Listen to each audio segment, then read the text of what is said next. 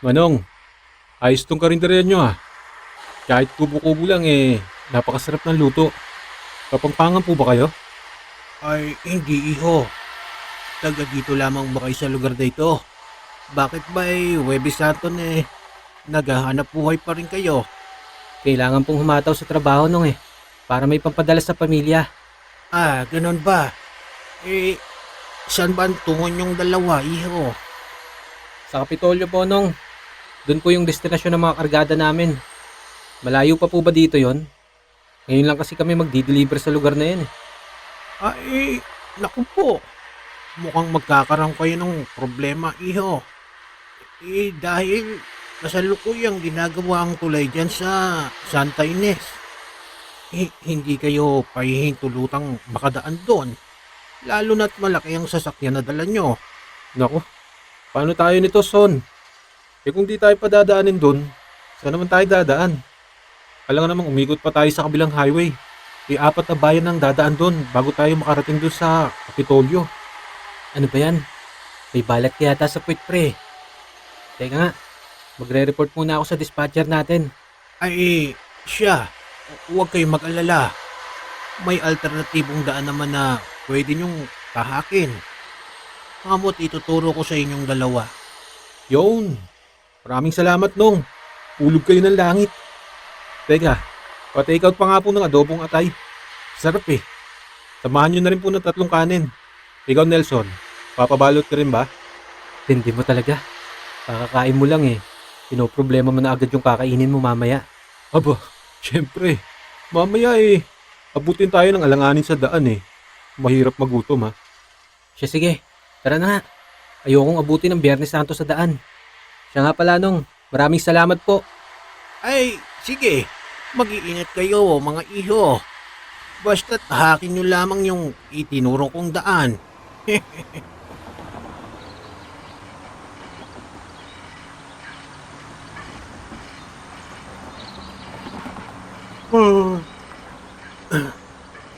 Nelson, nasa na ba tayo? Hindi ko nga alam Ano? Hindi mo alam? Parang kanina pa tayo sa lugar na to ah. Ilang beses na ako naalimpungatan, nandito pa rin tayo. Wow ikaw kaya magmaneho dito. Palibasa, tulog ka lang ng tulog Alangan naman akong mag-drive. Hindi naman ako marunong.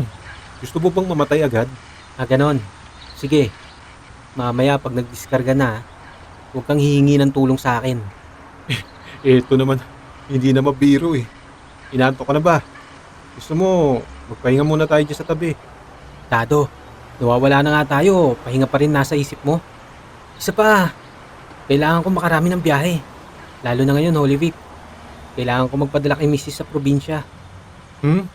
Trupa mo, ginaloko mo. Ikaw pa maliligaw. Ikaw kaya ang pinakamahusay sa kumpanya natin pagdating sa daan. Hindi ba't ikaw na nga nagsabi na kanina pa tayo sa lugar na to?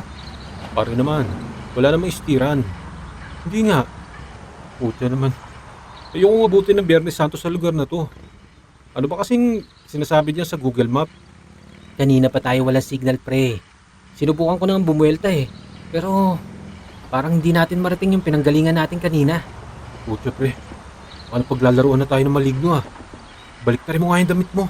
Bilis. Langya ka. Tanda-tanda mo na naniniwala ka pa sa mga kwentong bayan. Tulog ka na nga lang ulit.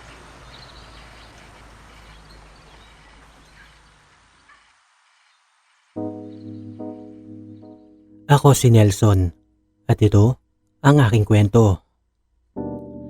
Isa akong company driver at matagal ko ng propesyon to. Mga 15 taon na rin. Dito ko na binuhay si Kuring at ang 2 naming anak. Magbibinata na nga ang 2 naming supling na halos wala ako sa tabi nila. Siguro tinatanong nyo sa akin ngayon kung bakit hindi ko sila kuhain sa probinsya. Ikaw ba naman magkaroon ng mga kontrabidang biyanan? Ayaw kasi nilang payagan ng pamilya ko na malayo sa kanila. Wala naman ako magawa kasi nga retiradong sundalo yung tatay ni Kuring. Tapos yung mga kapatid niya sundalo din. Siya lang kasi yung nag-iisang babae kaya masyado silang protective pagdating kay Kuring. Anyway, kanina pa nga pala kami naliligaw ng kumpare kong si B-Boy. Siya yung pahinanti ko. Bulak ang mga pangarga namin, yung ginagawang matres at mga unan. Pero kung iniisip nyo na magaan lang yon, nagkakamali kayo. Binabacuum kasi yon habang nakalagay sa isang makapal na plastik. Sa bawat isang supot ay tumitimbang din ng 50 kilo. Kaya parang nagbubuhat na rin kami ng mga kabang-kabang bigas.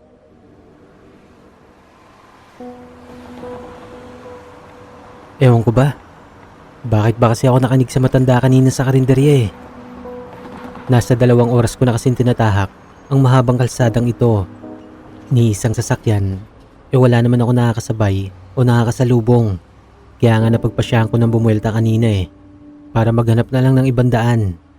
Pero laking pagtataka ko nang hindi na namin marating ang dulo kung saan kami nanggaling.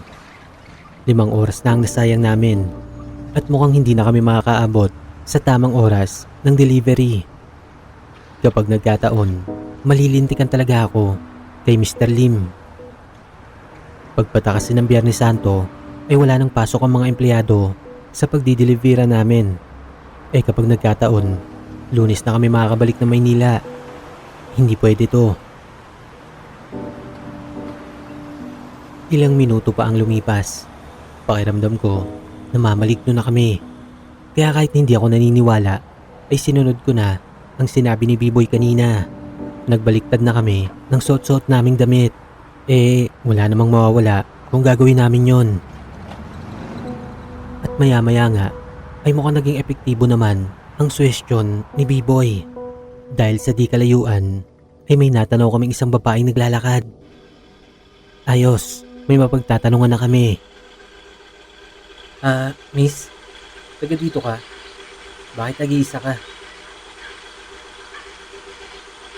Magtatanong lang sana kami. Mukhang naliligaw na kami. Kanina pa kasi namin tinatahak tong kalsada na to. Pero parang walang katapusan eh.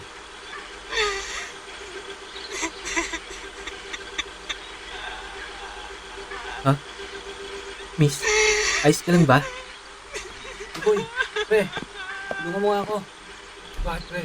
Ano ba nangyari ka sa babae? Nagulat talaga ako nang malapitan ko nakaharap ang babaeng yon. Miss, ayos ka lang ba? Sobrang dungis niya kasi at parang ilang araw na hindi naliligo. Puro putik pa ang katawan. Ano kayang nangyari sa babaeng to? Parang pinagbagsakan ng langit at lupa. Sa tingin ko, na-trauma to. Hindi kasi makausap na maayos. Iyak lang ng iyak. Akala ko pa naman siya na yung solusyon sa sakit ng ulo namin. Pero madadagdagan pa pala ang isipin ko. Ang malas. Nagkaroon patuloy kami ng karagdagan trabaho. Kailangan naming madala sa kinaukulan ang babaeng to. At tiyak akong hindi kami agad paaalisin ng mga pulis dahil marami pang itatanong ang mga yun sa amin. Sumutotal, abala, naknantokwa.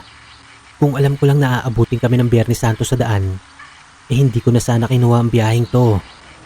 Pero ayos na rin, dagdag kita, kesa naman nasa bahay lang at nagre-relax. Mapapagastos pa ako ng alak, malamang.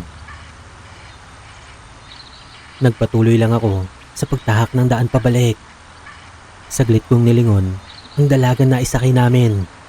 Medyo nakaramdam ako ng awa sa kanya. Ano kayang pinagdaanan niya?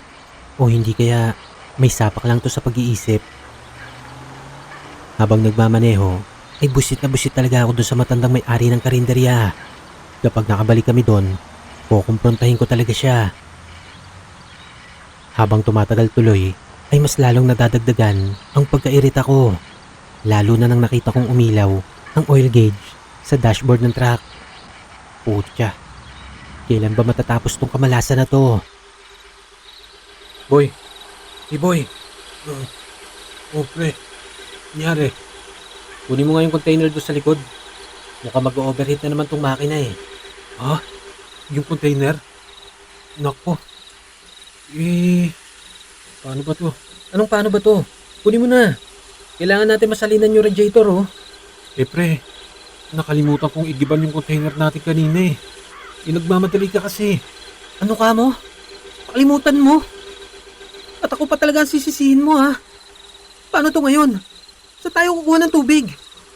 Anong ilalagay natin sa radiator? Sige na, sorry na. Teka, relax ka lang. Hahanap ako na makukuha na ng tubig. Mabuti pa, patay mo muna yung makina. Anong patayin? Kapag pinatay ko to, obligado na tayong palamigin to bago salinan ng tubig. Matatagalan na naman tayo eh. Pasensya na. Malay kong ganun pala yan. Eto na, maghanap na ako na maigiban. Bilisan mo lang ha. Di pwedeng patagalin to. Malapit nang umusok tong makina oh. Sige, try mo lang ako dito.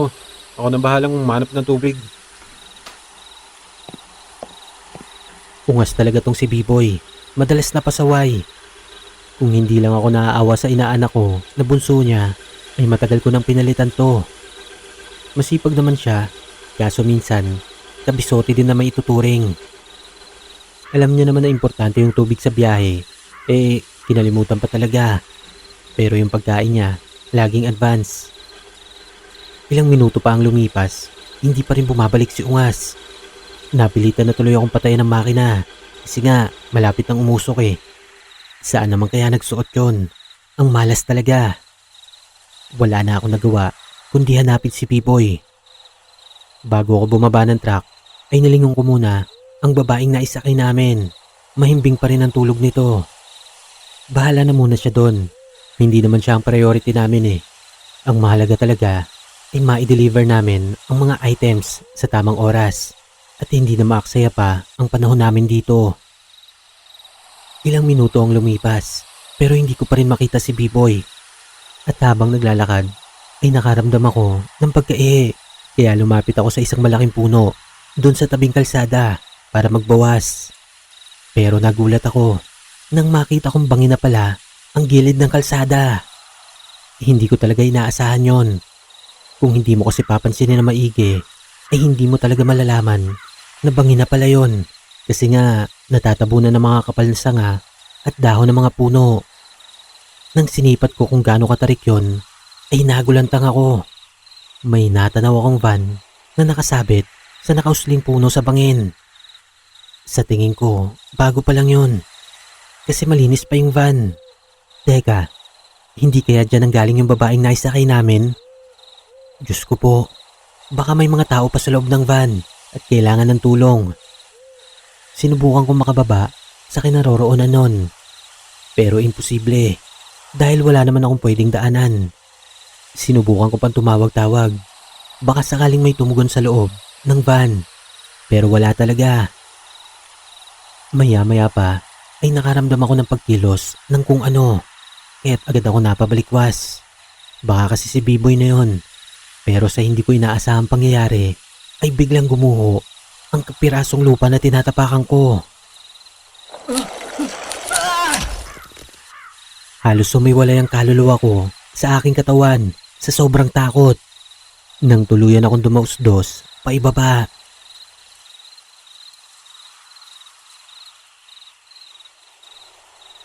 Umaga na nang bumalik ang aking kamalayan. Laking pasasalamat ko dahil buhay pa ako. Agad kong naalala ang delivery namin ni B-Boy. Putya, inabot na kami ng umaga. Ibig sabihin, Biyernes Santo na. Lagot talaga kami nito. Pero ayos lang. Ang mahalaga ngayon ay buhay pa rin ako. Teka, kumusta naman kaya ang kumag na kasama ko?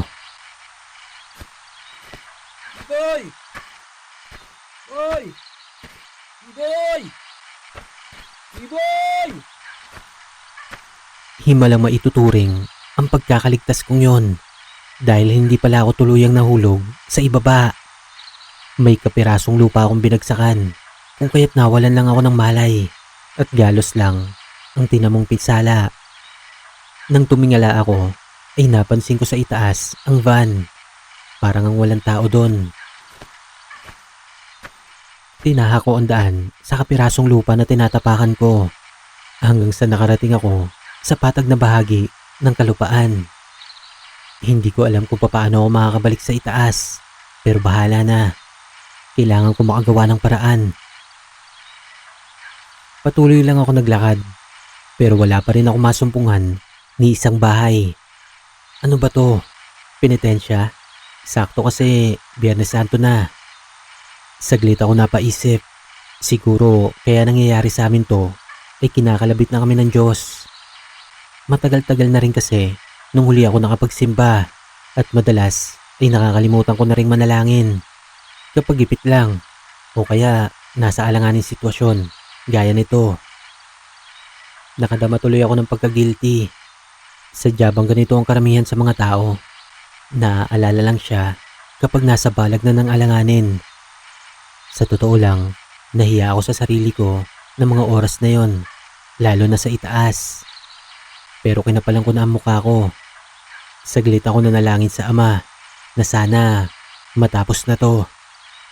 Hindi ako sigurado kung pakikinggan pa ng Diyos ang dasal ko, pero kailangan kong umasa. At pagkalipas nga ng ilang minuto, ay tila sinagot niya agad ang panalangin ko. May natanaw kasi ako sa di kalayuan na isang kubo. May usok na nagmumula doon, kung kaya't paniguradong may tao doon ngayon. Nagmamadali ako nilapitan ang kubo na yon para makahingi na ng tulong. Tao po. Tao po. Tao po. Ilang saglit pa akong tumawag-tawag, pero wala namang nasagot. At nang puntahan ko ang gilid na bahagi ng kubo, ay doon ko nasumpungan ang isang malaking kawa na may nakasalang na tubig. Doon nagmumula ang usok na nakita ko kanina. Anong kailangan mo, iho? Ganun na lang ang pagkagulat ko nang biglang may humawak sa likuran ko. Grabe, nasobrahan na yata ako sa kape. Isang matanda lang pala. Salamat sa Diyos at may mapagtatanungan na ako. Ay, pasensya ka na, iho, kung nagulat kita, ha? Maging ako nagulat din sa'yo. Ano bang pakay mo sa lugar na ito? Pasensya na rin po kayo, Lolo. Naliligaw po kasi ako . Ang totoo po niyan, nasiraan kami na sasakyan. Nasa bandang itaas po ng bundok. Naghahanap po kami ng makukuha na ng tubig. Nang aksidenteng madulas ako mula sa itaas. Matanong ko na rin po sana, ano po bang lugar to? At saka, paano po ako makakabalik sa itaas? Siya nga po pala, may nakita po ba kayong lalaki na medyo maitim at may katabaan? Kasama ko po siya . Kako baka naligaw din dito. Ang dami mo namang tanong, iho.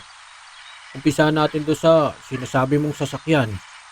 Medyo may kalayo ang pandaan upang makapanhit ka doon.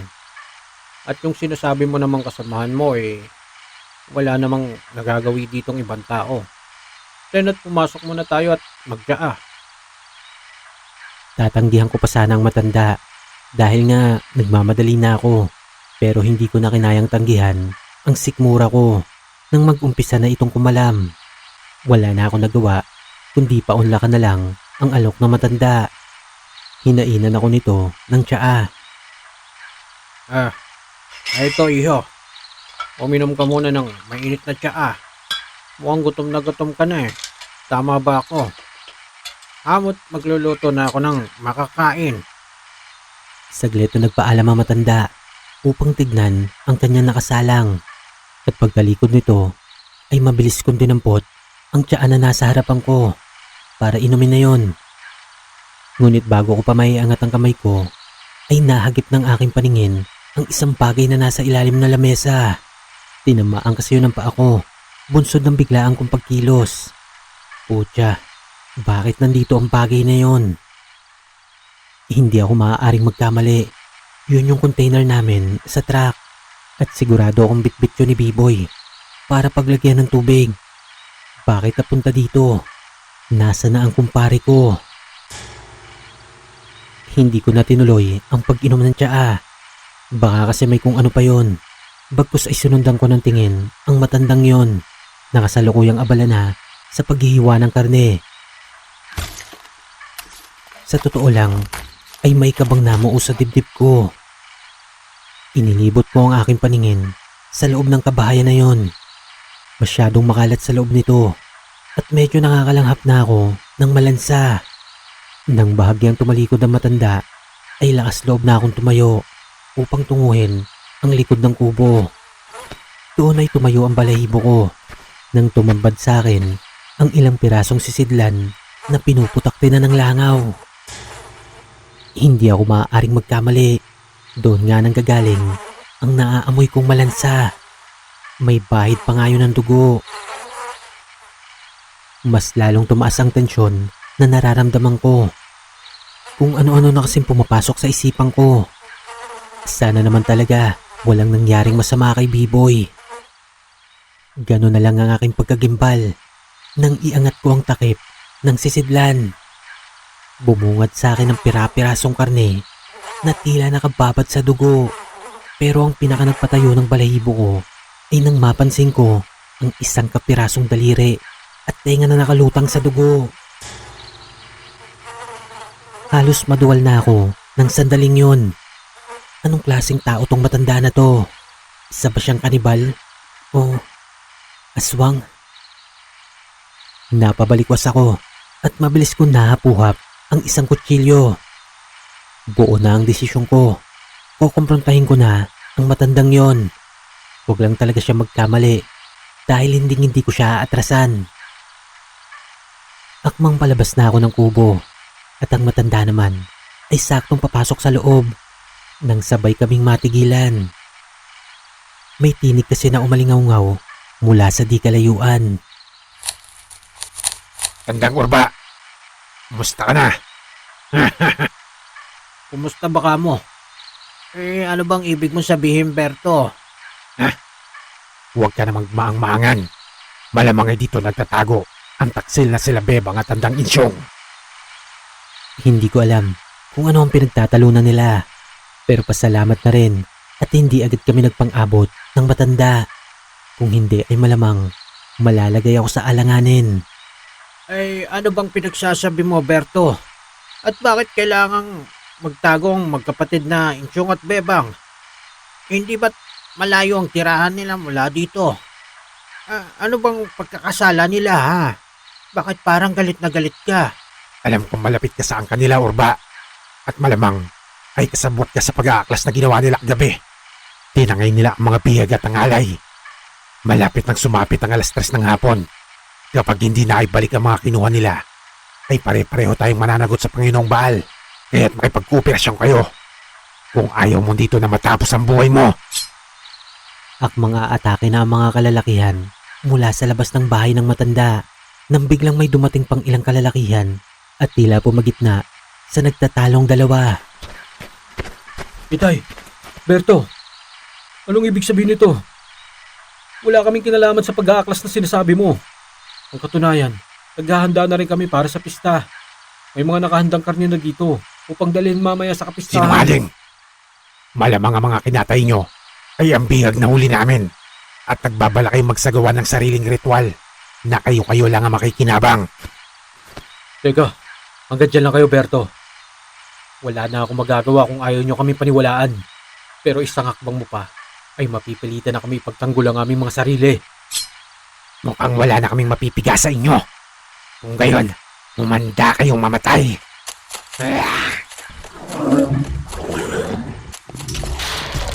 Napaatras ako ng bahagya at nabuhal ng tuluyan nang magpang-abot na ang dalawang grupo. Nagulat ako sa mga nasaksihan ko. Totoo ba ang mga nakikita ko? Para kasi silang mababangis na hayop. Nag-iba na rin kasi ang aura ng bawat isa sa kanila. Nanlilisik ang mga mapupulang mata, tinubuan ng matatalas na kuko at nagsipaghabaan din ang kanilang mga pangil. Halos masiraan ako ng bait sa sobrang takot. Hindi ko lubos maisip na nakatapak ako ngayon sa baryo ng mga aswang. Ilang segundo pa ang lumipas bago ko nakuhang igalaw ang buong katawang ko. Sinamantala ko ang pagkakataong yon upang makatakas. Pumaripas ako ng takbo sa likod na bahagi ng kubo. Pero bago pa ako tuluyang makalayo, ay may natanaw akong isang malaking puno. Sa ilalim nun, ay tila may isang malaking kulungan ng aso. Nanlaki ang mga mata ko nang matanaw ko na nakahandusay sa loob nun si B-Boy. Sinasabi ko na nga ba, may nangyaring masama sa kanya. Pagabang ako lumapit sa kinaroroonan niya at sa awa ng Diyos, ay humihinga pa naman ang kumpari ko. B-Boy, gumising ka. Nawalan lang siguro ng malay. Nung una ay hindi ko makuhang gisingin si Kumag. Kaya't wala na ako nagawa kundi ibuhos sa kanya ang tubig na nasa isang balde. Nelson, pare, pare, pare, may mga maligno rito. Umalis na tayo rito. Ka nang maingay. Bilisan mo, Kumilos. Kailangan na natin makaalis sa lugar na to. Bilisan mo. Yung matanda na nandun. Aswang yun, aswang, Alam ko. aswang. Ka nang maingay. Baka marinig pa nila tayo eh. Bilisan mo nga. Halos sampaling ko na si B-Boy ng mga sandaling yon. Para kasing nasiraan ng bait eh. Pero hindi ko rin talaga siya masisisi. Dahil tulad niya ay nakakaranas din ako ng iba yung takot. Kung hindi ko pa siya hinila ay mananatili pa itong gimbal sa loob ng kulungan na yon. Mabuti na lang kahit papano ay nakabalik na siya sa wisyo. Umaripas kami ng takbo tungo sa kasukalan. Halos madapa pa kami habang tumatakas. Hindi namin tiyak kung saan kami papunta. Pero ng mga sandaling yon ay isa lang ang dapat naming isipin. Yun ay ang makalayo sa malaimpyernong lugar na ito. Saglit ko sinulyapan ang likuran namin para siguraduhin walang nakasunod. Pero laking pagsisisi ko dahil nanghina ako sa takot sa nasipat ko. Putya, may isang aswang na humahabol sa amin. Bilisan mo, pre. May humahabol sa atin. Bakit? Bakit na tayo? Nakita nila tayo. Bilisan mo na. Huwag ka nang marte. Bilisan mo pang kilos. Kitang-kita ko na mas lalong nataranta si B-Boy. At dahil may katabaan ng katawan niya, ay hirap na hirap siyang kumilos. Ilang segundo lang ang lumipas nang tuluyang nawala sa tabi ko si B-Boy. Nadamba na yata siya ng aswang na humahabol sa amin. Sa kabila ng takot na nadarama ko, ay walang pag-aalinlangang bumalik ako para tumulong sa kumpare ko. Tawan mo. Naabot akong pinagkakakalmot na siya nang halimaw na nakaibabaw sa kanya. Mabutit may nadampot akong isang matabang kahoy at buong lakas kong ipinalo yon sa ulo ng aswang.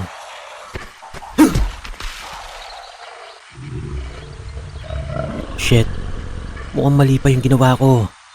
Para kasing pumalo ako sa matigas na bato. Napahinto lang kasi yung aswang na yon at dahan-dahang pumihit ang ulo niya tungo sa kinatatayuan ko. Bahagya ako nabuwal at purong takot na ang naghari sa pagkatao ko. Hindi na ako halos makagalaw nang tumayo na ito at unti-unti nang lumapit sa akin. Lumayo ka sa akin. Lumayo ka sa akin, tampo ng demonyo. Kaagad kong hiniklat ang kwintas na suot ko at nanginginig kong itinutok yon sa harap ng aswang. May pendant na krus yun. Baka sakaling gumana. Ama namin, sa langit ka. Sa may kanalan mo. Sa amin ang kariyan mo. Sundin ang loob mo. Napapikit na lang ako habang umuusal ng dasal. Nakakabingi ang bawat yabag niya habang unti-unting lumalapit sa akin. Alam kong anuman sandali ay maaaring katapusan ko na.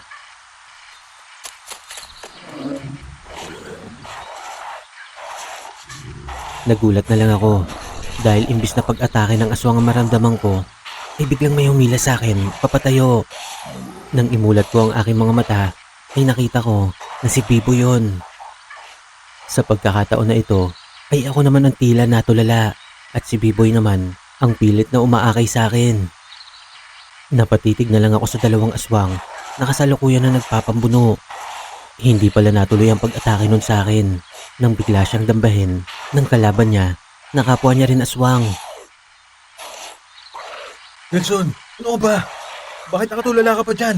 Tara na! Sige, tara na. Ilang segundo pa bago ako natauhan. Magkahalong takot at pagkamangha ang nararamdaman ko ng mga sandaling yon. Sobrang bangis ng labanan ng dalawa. Tila nagkaroon din ako ng interes na panoorin yon. Mabuti na lang at tuluyan na akong hinatak ni B-Boy. Muli ay kumaripas na naman kami ng takbo. Halos mapatid na ang aming hininga sa sobrang pagkahingal. Pero ni isa sa amin ay walang balak sumuko. Bawal kaming huminto. Ilang minuto din ang lumipas. At nang tiyak na kahit papano ay nakalayo na kami sa mga aswang na yon, ay biglang bumuwal sa likuran ko si paring B-boy.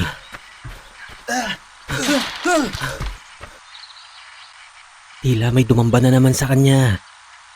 Taranta akong dumampot na malaking tipak ng bato upang ipalo yon sa nilalang na nasa tabi ng kumpari ko. Pero natigilan ako nang marinig ko itong magsalita. Parang awan niyo na po. Ayaw ko pa mamatay. Marami pa po akong pangarap sa buhay. Parang awan niyo na po. Maawa po kayo. Ano ba? Pera!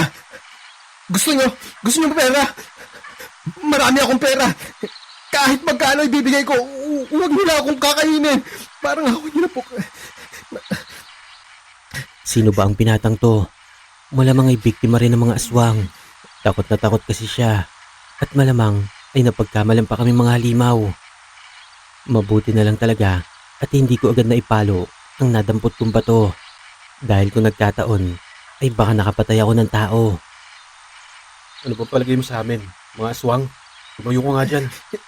Bilisan nyo. Baka maabutan pa nila tayo. Teka.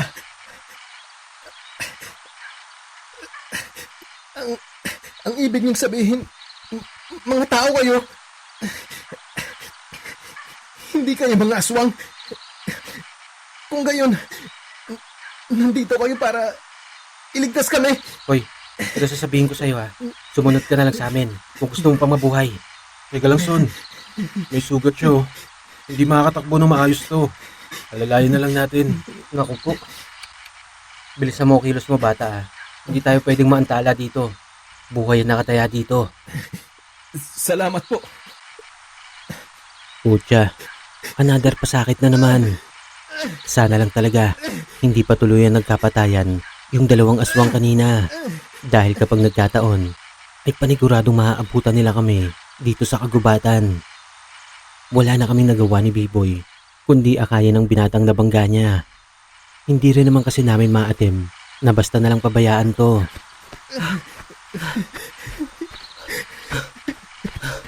Nahirapan talaga kami ni B-boy dahil may katangkaran ng binata.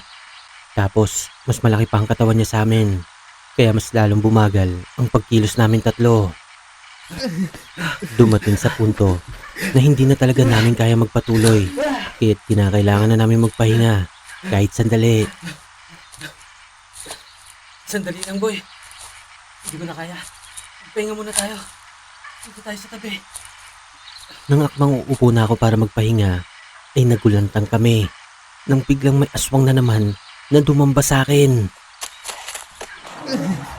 Nagpagulong-gulong kaming dalawa hanggang sa tumama ang ulo ko sa isang matigas na bagay.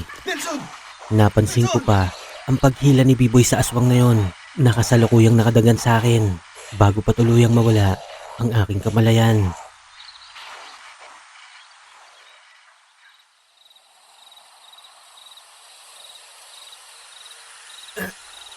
Sobrang sakit ng ulo ko at umiikot pa halos ang aking paningin nang bumalik ako sa kamalayan.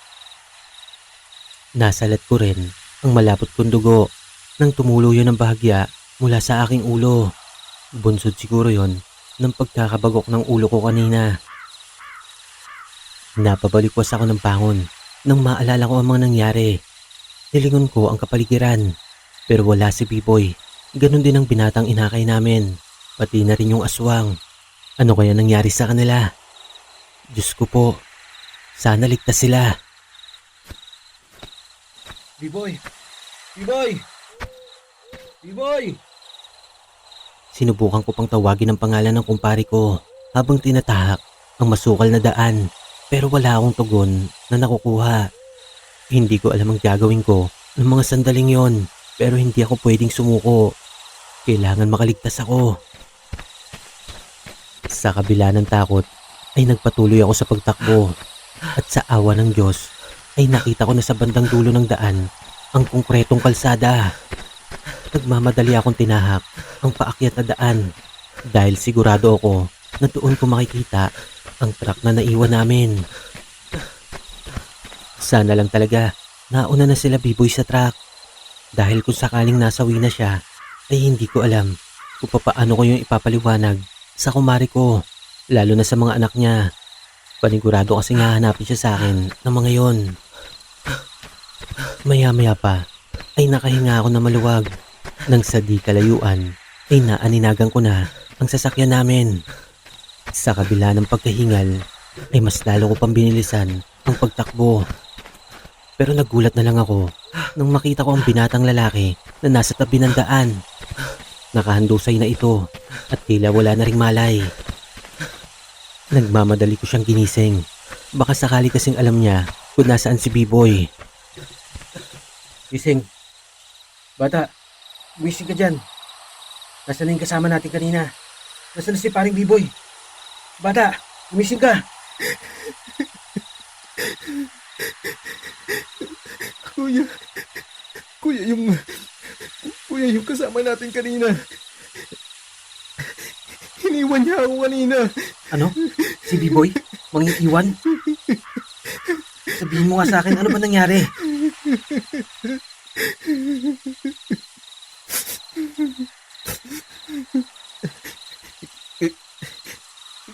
Kanina po kasi nung nawalan kayo ng malay, binitbit po kami ng aswang at dinala kung saan.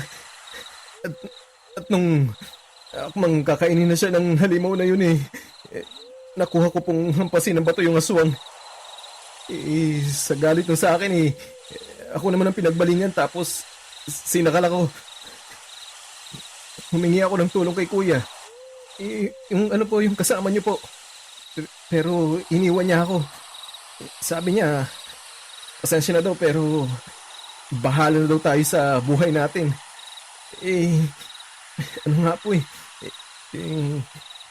takot na po siya.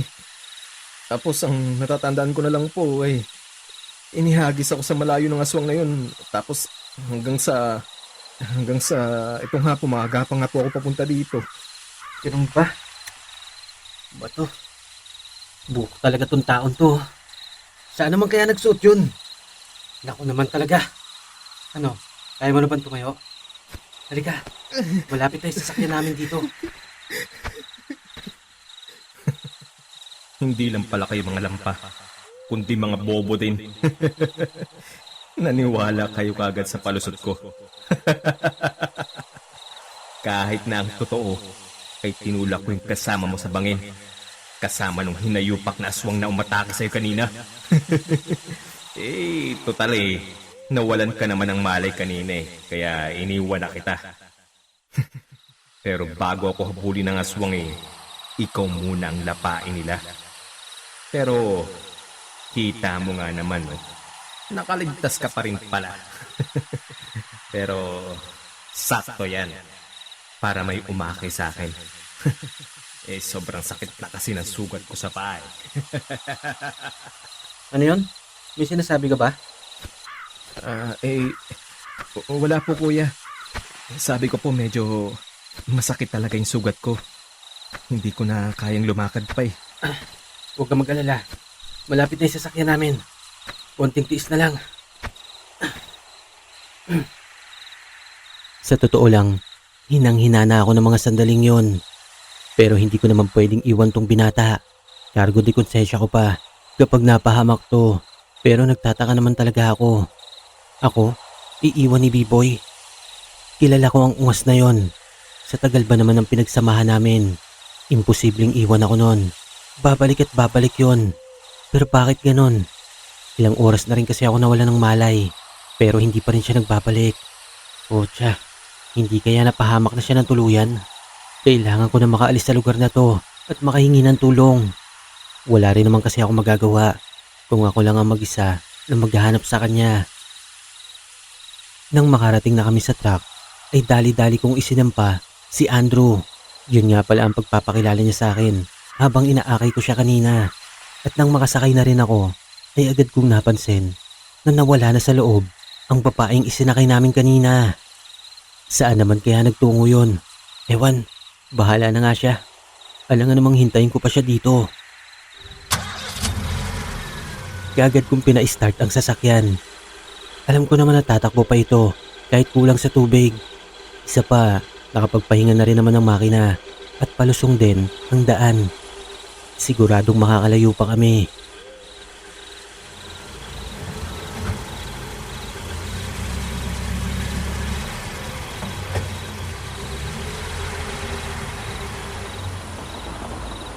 Bata, taga saan ka ba? Mukhang hindi ka rin taga dito ah. Taga Maynila po kami, kuya. Kami?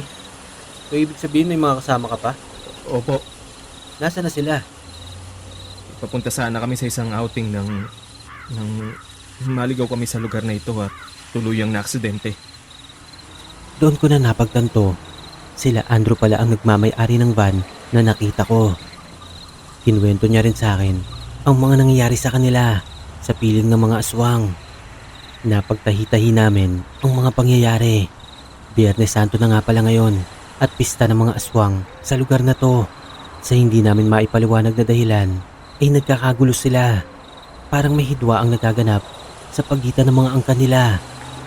Base na rin yun sa mga narinig kong usapan ng matanda at ng mga kalalakihang sumugod sa kanila. Habang nagkukwentuhan kami ni Andrew, ay nagulantang ako nang biglang may tumawid na babae sa harap ng kalsada.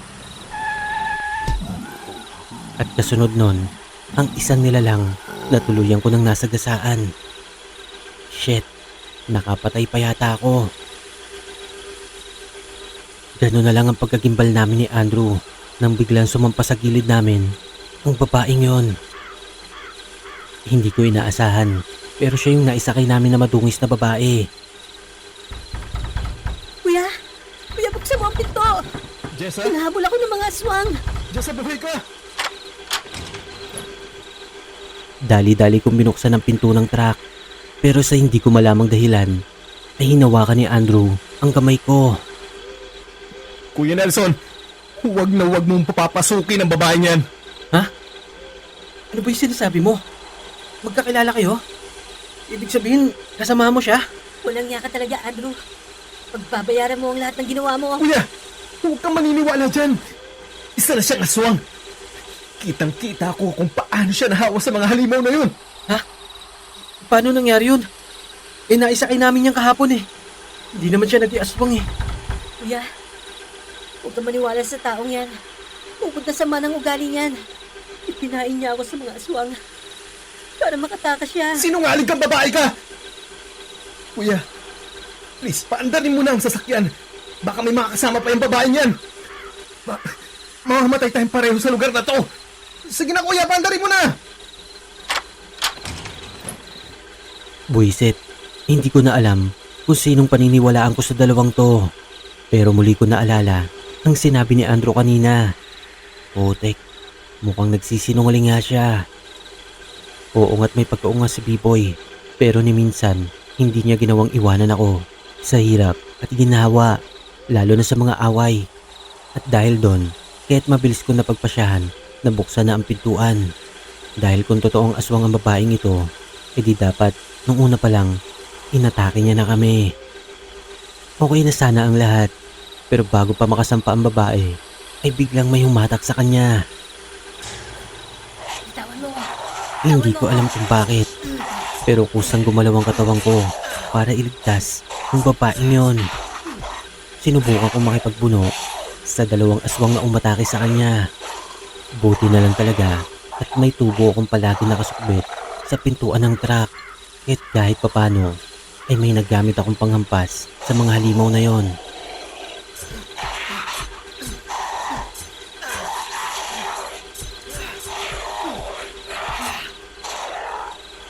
Solido ang tubong hawak ko pero parang bakal din sa tigas ang katawan ng mga aswang na yon.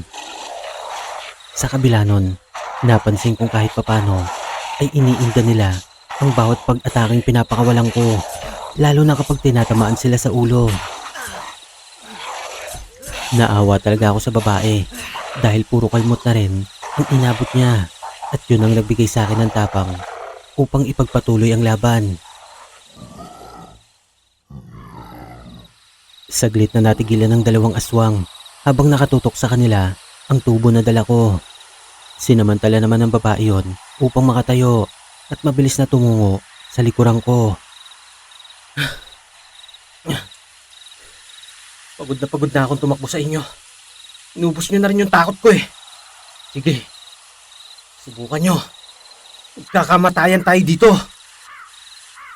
At mga atakihin ko na ang mga aswang na nasa harapan ko. Nang biglang may dumamba sa amin ng babaeng katabi ko. Puwisit, may mga kasamahan pa silang dumating.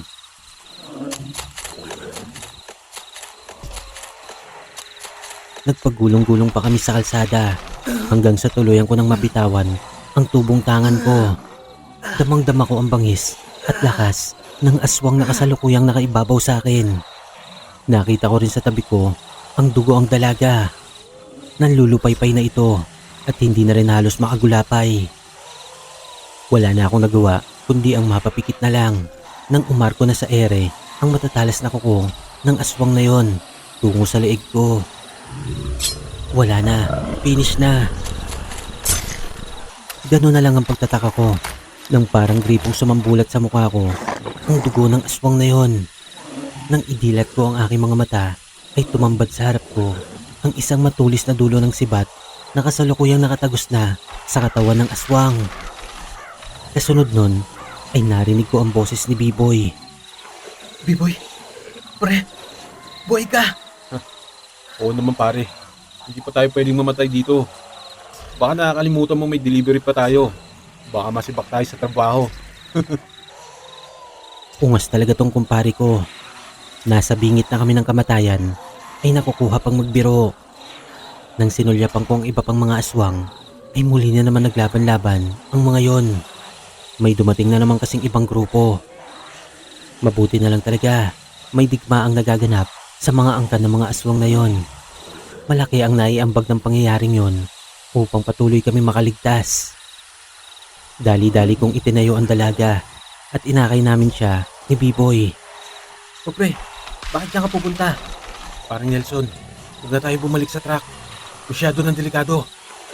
May ilog doon sa banda ron. Ha? Isan tayo pupunta? Alam nga naman tumakbo lang tayo. Nakikita mo ba yung tulay na yun? May ilog sa ilalim nun. Yun na lang ang natitira natin pag-asa. Ha? Anong ibig mo sabihin? Tatalon tayo dyan? Oo, malakas ang agos ng tubig at paniguradong malalim yun. Yun na lang ang tanging paraan para makalayo tayo dito. Sige, mauna na kayo pre. Bilisan nyo. Babalikan ko lang yung isang kasama natin sa truck. Nagulat ako nang sabihin ni B-Boy ang ginawa sa kanya ng binatang si Andrew. Kumpirmadong nagsisinungaling nga siya. Kanina daw kasi, nang kasalukuyan nagpapambuno ang aswang at si B-Boy, ay bigla silang itinulak ni Andrew sa bangin. Hindi niya daw akalain na gagawin yun ng binata. Maswerte na lang daw talaga dahil sumabit siya sa isang sanga na nakausli sa bangin. Habang ang aswang nakasabay niyang nahulog, ay tuluyan ng dumausdos paibaba. Nang sulyapan ko si Andrew sa loob ng truck, ay nagmamakaawa pa ito na balikan ko siya. Pero buo na ang desisyon ko. Walang karapatang makaligtas ang taong to. Parang awa niyo na!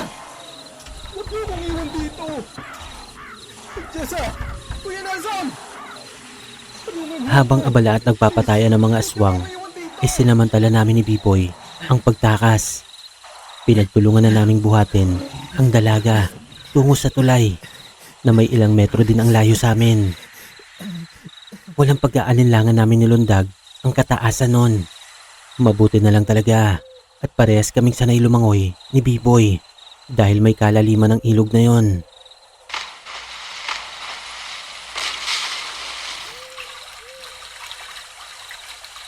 Tuluyan na kami nagpatangay sa rumaragas ang agos ng tubig hanggang sa makarating kami sa baybayang dagat. Awa ng Diyos ay ligtas kaming tatlo at tuluyang kami nakahingi ng tulong sa kinauukulan.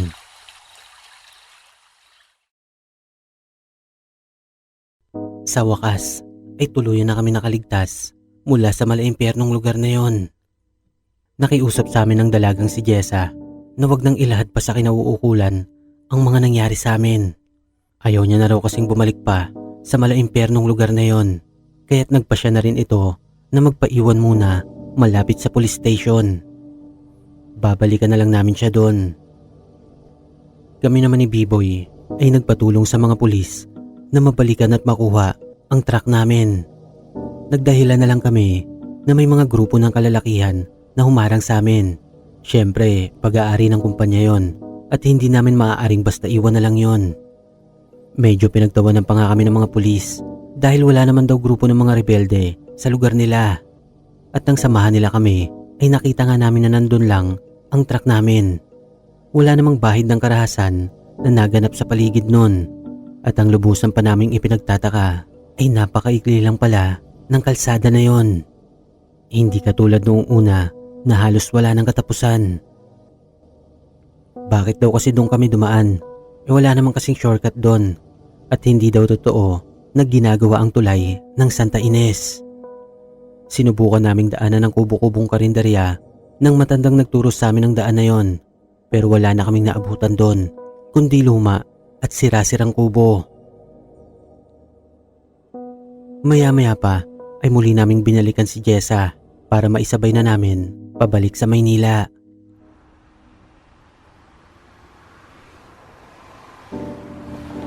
Nelson, grabe pre no. Sabihin mo nga sa akin, panaginip lang kaya lahat ng nangyaring yun? Ewan ko pre. Hanggang ngayon kahit ako, hindi pa rin makapaniwala sa mga nangyari. Sa tingin mo ba, tama lang yung mga dinahilan natin sa pulis na hinarang lang tayo ng mga armadong kalalakihan? Ano pa bang magandang dahilan? Kung yung ganong senaryo, hindi nila pinaniniwalaan, mga aswang pa kaya? Kung sa bagay may punto ka paano ba to? Itong delivery natin, hindi na ba talaga natin itutuloy sa Kapitolyo? Babalik na lang tayo ng Maynila? Naku, lagot tayo niya kay Mr. Lim. Bahala sila pre. Pero matapos ang lahat na nangyari sa atin, mas gugustuhin ko pang mawalan ng trabaho kaysa maging pagkain ng mga halimaw na yon. Speaking of pagkain, kahapon pa kumakalaman sikmura ko. Baka pwede naman tayong kumain muna dyan sa karinderyang madadaanan natin. Mismo pre. Gutom na rin ako kahapon pa. Isingin mo na nga yan si Jessa.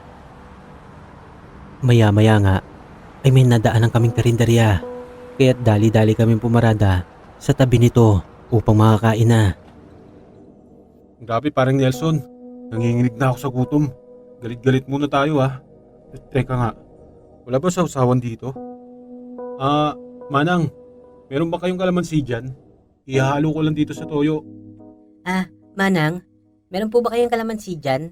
Ihahalo lang namin po sa toyo para mag-isawsawan. Ay, kalamansi baka mo, iha. Pasensya ka na. Wala kaming kalamansi dito.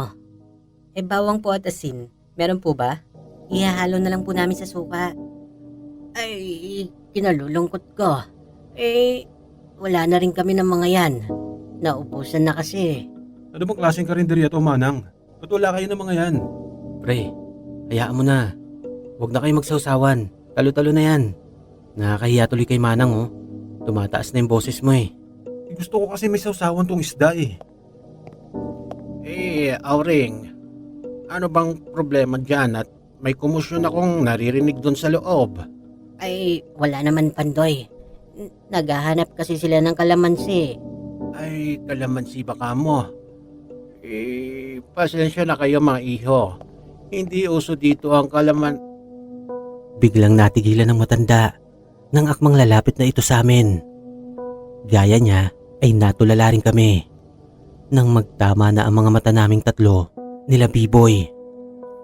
Putya, siya yung matanda. Hindi kami maaaring magkamali. Siya yung nagbigay ng maling impormasyon sa amin. Siya ang dahilan ng lahat, kaya na wrong turn kami sa baryo ng mga aswang.